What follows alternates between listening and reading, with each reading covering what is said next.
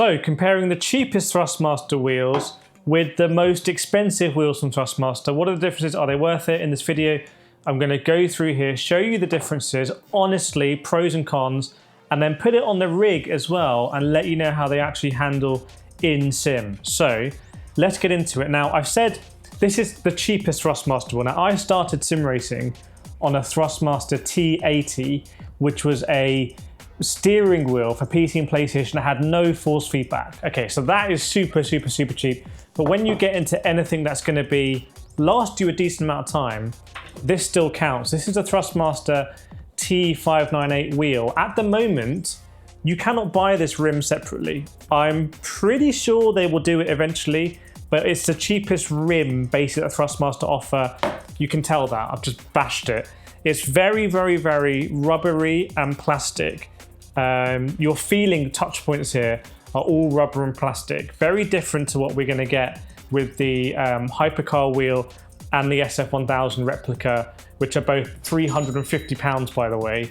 And this with the wheelbase and the pedals is $499. I think I'm seeing it for $449 by the way at the moment in the UK, so can maybe get a little bit of a deal there. But interestingly, I quite like the design of this entry-level cheap wheel.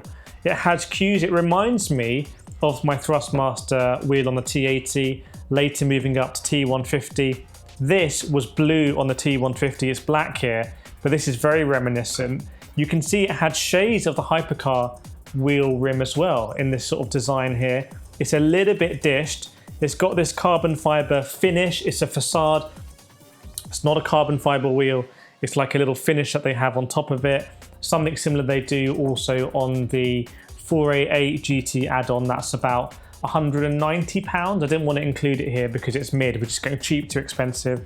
And it has all these buttons that are quite plasticky, but it has this black and red style, which I really like. And I have to say, and also shifters, not bad. I've seen worse entry-level shifters. What do we have behind me? I know this is a Thrustmaster comparison, but let's just talk about Moser as well. Possibly nicer on this. This is the R3 wheel, but very different actually. Some people are going to prefer the Thrustmaster, some people are going to prefer the Moser. So if you try it out. Okay, so this is basic entry level. Feels plastically rubbery, feels like I could sort of bounce it, although we know that I couldn't. Very light.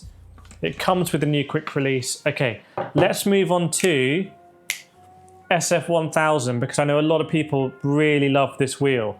I've just changed over the quick release, to the new direct drive quick release, which is, ow, that's where my screw went. There's one screw missing and it's there.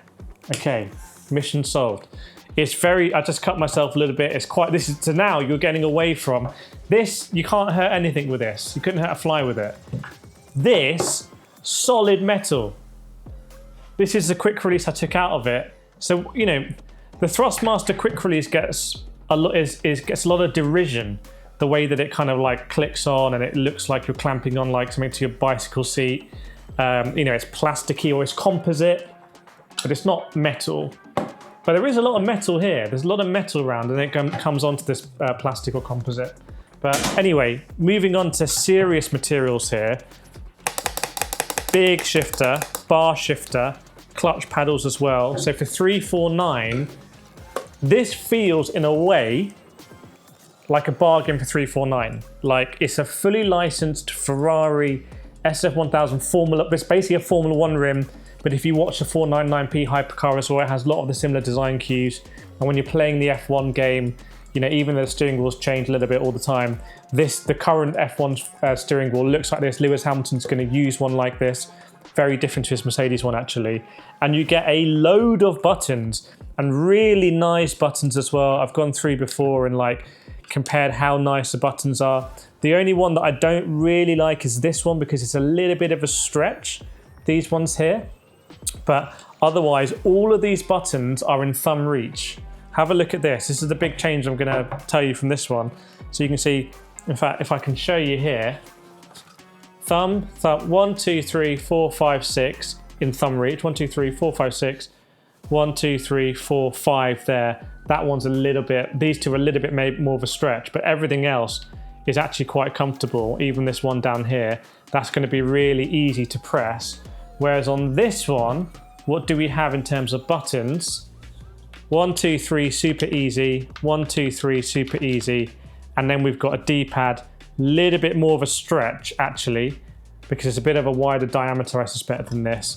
And a little bit more of a stretch here, and these are sort of function buttons. So you don't have anywhere near as many buttons on the entry-level rim. So if you don't care about buttons, save yourself some money. If you want to have every button known to man, SF1000 even got this switch here that actually I quite like. And then you've got these dials encoders. The thumb encoders are quite nice as well. And obviously, you have a screen as well. Like, this is why I think this wheel for some people is going to be a bargain for 349, because hang on, you've got a screen. If you compare this to something like the Moser FSR is about £600, $600. So this is coming in 349. Maybe there are deals from time to time where it might even get close to 300. I don't know. Okay, so pretty good. Oh, another important thing. I said here it feels plasticky and rubbery. Here, the grips feel nice. They have a slightly different, they don't feel like they're not as sticky as, say, something like the Fansett McLaren V2. They have a sort of like almost powdered feel to them. They feel really nice. Someone like Pascal Wehrlein, who I've spent a lot of time with, he would wrap tennis tape around this. You could also try and modify this wheel here. Interested to know in the comments if any of you have got this wheel and modified it. So interesting, and obviously you get the clutch paddles as well. I don't really use clutch paddles anyway. So again, if you don't need clutch paddles, save the money. But there we go. Okay, Hypercar wheel now. Also 349. So same price as the SF1000. Same price. I feel like this is a different level of build quality to the SF1000. However, in terms of better, for performance, the button placement is a little bit unusual, a little bit strange. So for example, if we think about my thumb, we have this quartet of buttons here, 1, 2, 3, 4. That's all really nice. However, without stickers and the placement, you might not instinctively know which is which because they're quite close together. So that's interesting. Did you know buttons here, 1 and 2, these are really nice buttons, these ones. These are probably some of the best reaching buttons I've ever seen on the wheel, because they've got a little ridge in here so you just know you're going to hit it. So if I was going to have an overtake button or something, I would use those. Then, weirdly, these are analog, like clutch paddles on the front. You can see on the back they've got a clutch assembly, but they've reversed it. So they're quite difficult to reach, and it's also unusual having it on the front, but might open up some interesting things to do. And then you have these really lovely finish encoders. These ones do come in, so they're not as easy to use as the ones in the SF1000. You've kind of got to reach over, but they look nice. And then you've got these up and down ones here, which is interesting actually conceptually when you think you could have a rotary dial, but how many people actually map this to like TC1, TC2, TC3, and how many people are just going up and down? Because if you're just going up and down, might be better. And then you've got these 3 in the middle here that are not going to be in thumb reach. So you're going to need to come off and play the piano here. So, you know, it looks really nice, but I would say if you want pure, if you want to be esports driver, and that brings in a lot of other considerations into play, like reliability, quality of the materials, is it going to snap on you? You're going to be running on high, the highest torque on your wheelbase. But if you want pure performance, this button placement is better. Aesthetically, in terms of looks, I think this is better. I actually really like this. In terms of the grips, some of the chunkiest grips I've ever seen. Like, these grips are just insanely chunky. Can you see? Like, that's absolutely mad, bulbous. Also, really long shifters.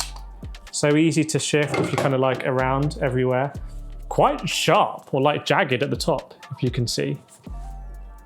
So really long shifters, no clutch pads at the bottom, comes with a new quick release, and a touch they frankly didn't need to do, but they've done, is Alcantara on the top and bottom. So you've got this lovely, that really honestly gives it such a premium feel. I say they didn't need to do it. If on the cheap one, if they'd done Alcantara on the top and the bottom, that would give it such a different feel. Like that And I'm not the biggest fan of Alcantara on the grips, I have to say, because you're going to need to wear gloves, otherwise they're going to get dirty. Wheels never look good when people have been wearing them without gloves on Alcantara. But here, it's not going to get dirty. It's just going to look nice. And every so often when you lift the wheel, you're going to feel it and be like, ooh, that's quite nice. Okay, that's all amazing, but we need to get them on the rig. So let's do it. Let's get them on the rig and see how they are. Let's go. Okay, let's start with the cheapest wheel. This is a T598 wheel on the T598 base with the new quick release. So again, like I said, doesn't inspire confidence.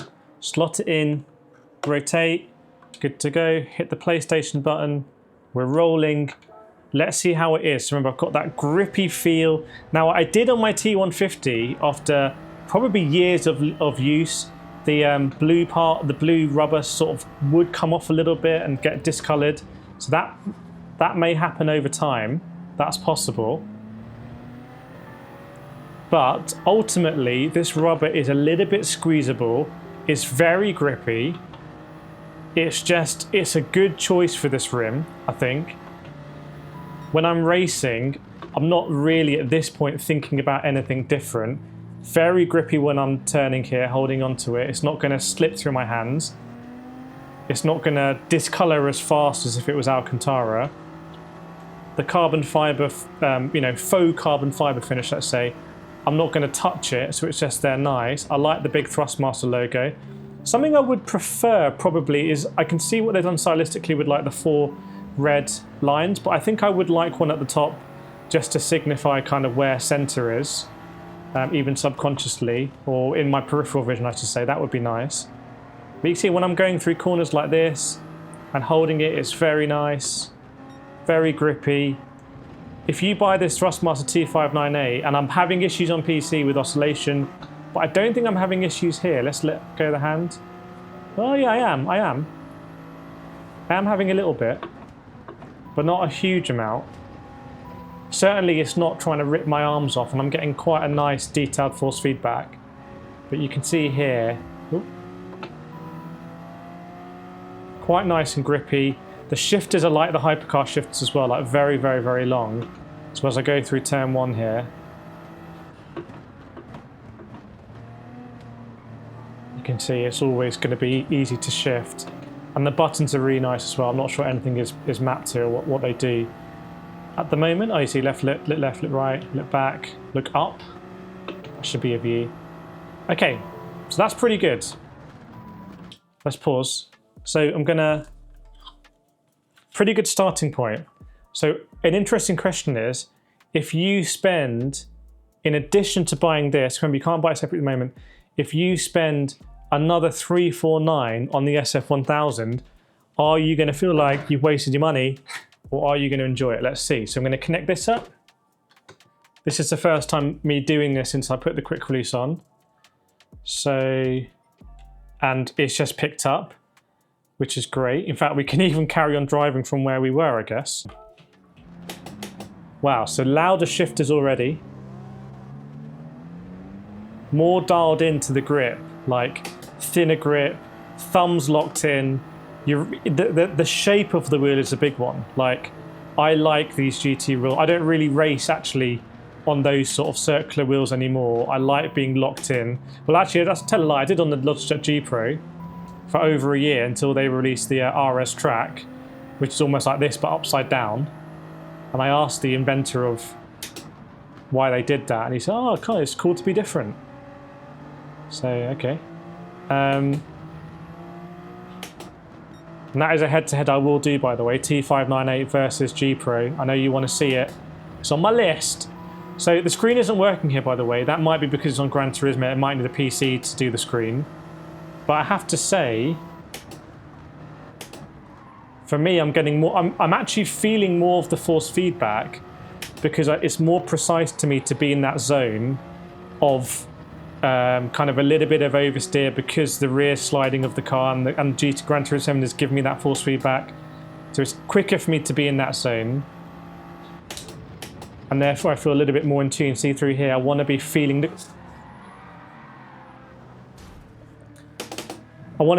grip and then exceeding it. Oh my God, is there going to be a massive crash here? By the way, if you do have an embarrassing crash, we'll restart this. If you do have an embarrassing crash and then you have to kind of like reverse and everything, that can be a problem with these GT wheels. Another problem with these kind of wheels is that, or this wheel, is that none of the buttons actually match PlayStation, so I don't know what's going on. I'm having to guess, and now I'm in third person view, and I'm going to annoy a lot of people in sim racing, but we're going to roll with it. Here we go. So yeah, nice shifters. Very solid shift. I mean, that is actually a very, very, very solid shift. And again, if I knew what these buttons did, I could basically press all of them. And the dials as well. I'm not sure what the dials do in GT. Possibly they don't even work on PlayStation. They need a PC to do it. But yeah, you just have more confidence, I think, in this sort of rim style. So can you drive a GT in this? Absolutely. And every gear shift. I'd say if you're driving in automatic gears, you're going to be losing a lot of the benefit of this wheel, which is really satisfying. Bang, bang, down the gears. Almost every gear shift is like an event here. Boom. It's going to encourage me to go down more gear. Oh, my guy is absolutely censored on me there. Okay, right.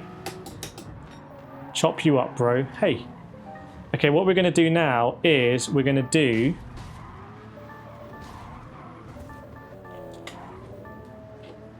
Hypercar. Okay, are we ready?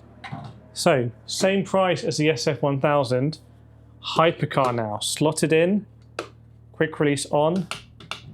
That is seriously quick. Okay, again, I don't know what the buttons do. I don't even know if there's a start button. So, very, very, very chunky grips. Super chunky grips. Very, very, very long paddles. For me, that's a nicer shift than the SF1000. Like, that is a very, very, very nice shift for me. Maybe too loud. Like, you got to remember, if you think about buying these wheels, and then you've got people who you live with, and you're sim racing at 2 in the morning because you're just addicted, well, everyone's going to be sim racing with you because you're going to be waking everyone up. But yeah, these buttons, these encoders here, you'd have to really take your hands off. There's something also about this wheel. It feels like it has a lot of heft. Like, it feels weighty. Oh, God. And I think that changes the driving style in a way.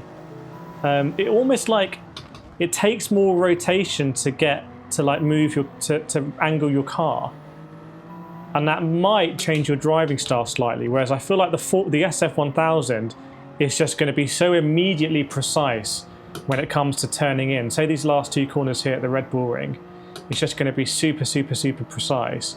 Whereas here, it's a bit more. How do I say? There's a bit more show about it. Because this is a hypercar wheel, not an LMDH hypercar, but like a, an expensive Ferrari or whatever. And it's not about getting there super precisely or quickly, it's about getting there in style. And I wonder if there's a little bit of that to this, which is very important if you're thinking about buying this wheel for performance. That's the worst line ever.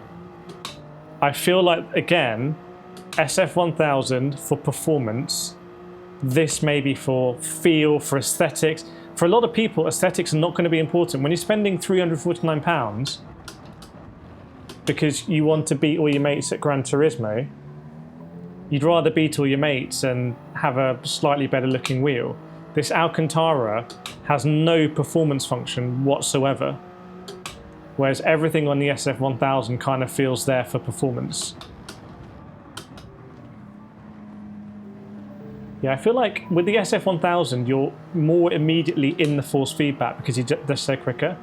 With the Hypercar, there's a little bit more of a moment where you're turning to get into the force feedback because your arms physically have to rotate more, like through the clock, if that makes sense, if you imagine a clock face. And maybe it doesn't feel quite as precise as the SF1000. But I think I still prefer it. Although it's interesting for me to try and assess the differences here. The interesting thing is the initial bundled wheel with the T598 just feels very, very, very good also. It's a really nice diameter. It's really tight. I can imagine people not liking this wheel because the grip, oh, that's absolutely horrendous. Should be locked up for that line. I can imagine people not liking thick grips. I can imagine for certain hands, if you're tensing it very tightly, it's going to sort of like go into your hand.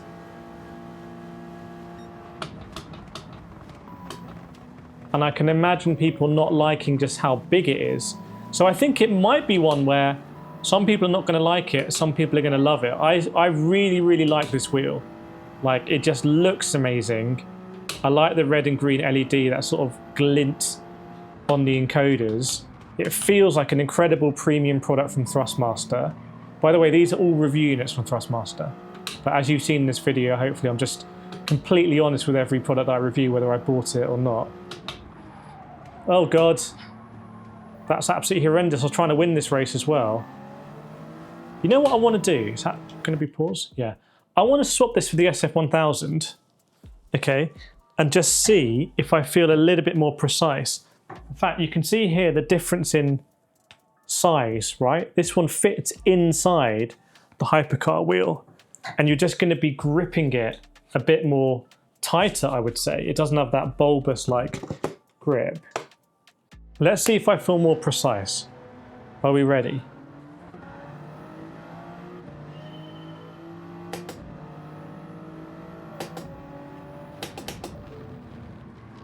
I think I do feel more precise in the SF1000 with this Ferrari Formula add-on wheel. I think I prefer the shifters on the Hypercar, although these shifters do feel very quick, very immediate. And I do like using bar shifters. I did really like it on my Fantech McLaren GT3. We'll see the next few corners here. Because you get a response with a bar shifter on your other fingers, so you feel, you know you've done the shift. Yeah, I feel like this is more of a performance wheel, and the Hypercar wheel is more of like an aesthetic and a show wheel than just a build quality. What would be really interesting is if they did kind of like with the materials of the Hypercar wheel and did like an update to this wheel. But Thrustmaster are so conscious of price. Everything they do is like really always in the context of making it affordable, frankly. They don't just let themselves go and think, oh, we're just going to indulge ourselves and do this mad wheel that probably no one's going to buy. They're like, okay, how can we design something that actually is going to be gifted by, you know, parents to their children and you know, stuff like that, and it's going to get people into sim racing. You can see here, I feel like this is more precise, actually. So what we'll do is, I don't know what the button is. Okay, so we'll round this out. We'll finish with the bundled rim, and I can let you know about this. If you enjoyed it so far, please hit that subscribe button. Please share this video with your mates on the forums, etc. Are we ready? So the shift is here, not as good. Not as nice a shift.